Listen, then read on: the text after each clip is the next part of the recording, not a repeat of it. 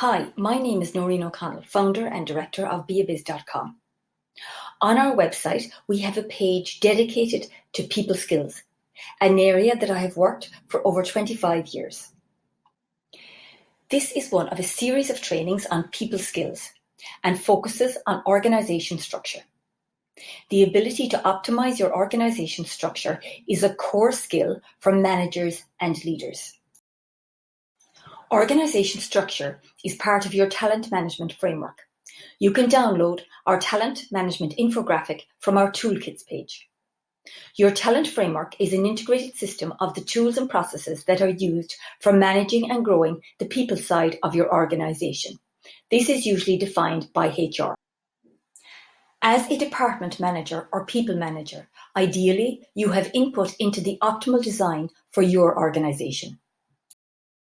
Structure underpins your strategy and accelerates the delivery of your strategy. Structure is about the roles, the people in the roles, and the links between roles.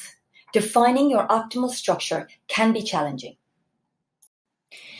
Let's look at some of the key steps involved in defining your structure. Firstly, what do you need your structure to deliver, and what factors do you need to consider? These are called your design principles. Let's have a look at some examples. Have you looked at your structure from the customer's perspective?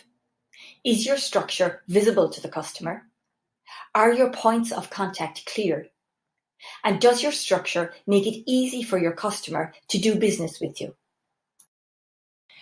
Differing customer requirements is very often the norm, and it can be challenging to be efficient. Does your structure support the management of different customer requirements, and is there a level of flexibility built in? Have you defined the activities that provide value for each of your customers? An approach I find very helpful is the application of lean principles to your customer process flows, identifying value-add activities for each customer process. Have you designed your structure to accommodate both operations and strategy? These operate at different rhythms and compete for resources, with operations usually winning out. Include capacity, capability, and responsibility for both operations and strategy in your structure. Is your structure flexible enough to integrate new initiatives, new business, and to handle growth? When you have people in your organization who deliver results, they are very often assigned new tasks, even if there isn't a good fit with their role, or they are already very stretched. As new initiatives and new business come into your organization, take the time to stand back and assess your structure to see where the activities best fit and what changes can be made in your structure to accommodate these effectively. Have you built in capacity in your structure for learning, for growth, and for succession? The more capable your people are, the more efficient and effective your organization will be. Does your structure make the best use of available skills and competencies? A skill is what you know and learn, and a competency is how you effectively apply a skill.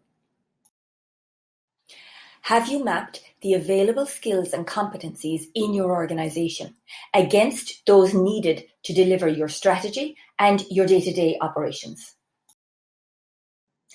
Are the roles in your structure clear? And do people know what is expected of them? Have interdependencies and linkages between roles been identified?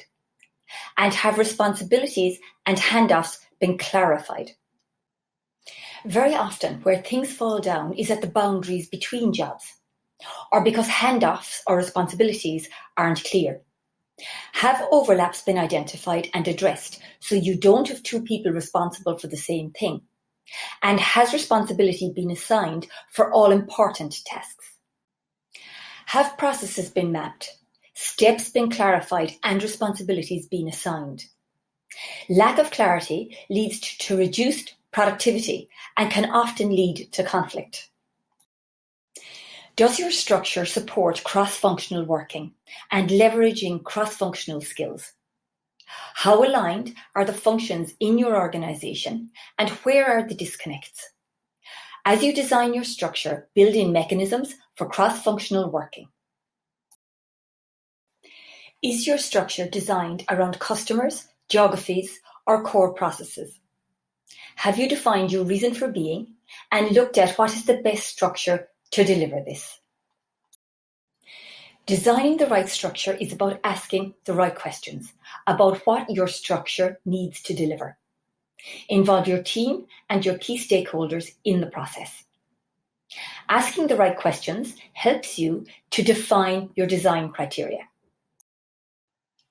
You can download a copy of the Organisation Structure Questionnaire from our Toolkits page. Now that you have design criteria, where to from here? So you start by documenting the overall role of the function, using your design criteria, your operating requirements, and your strategy as inputs. When the role of the function has been specified, group all like tasks into roles so that there is a logical division of workload. A good fit of activities in a role drives efficiency. Next, establish the number of headcounts needed for each role type. This may require time studies. In large organizations, there may be a number of people doing similar roles. In small organizations, very often, people have many different responsibilities. Write a job description for each role type. Where possible, build in variety, learning, and job enrichment.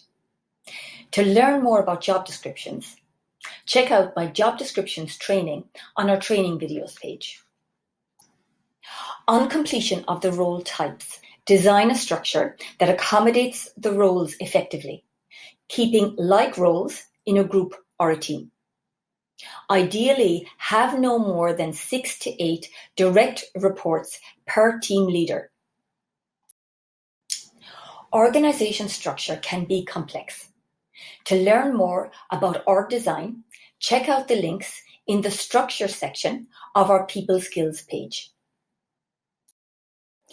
On our website, we have an entire page dedicated to people skills, and we focus on trainings and best practices that accelerate your development, as well as the development of your teams and the organization.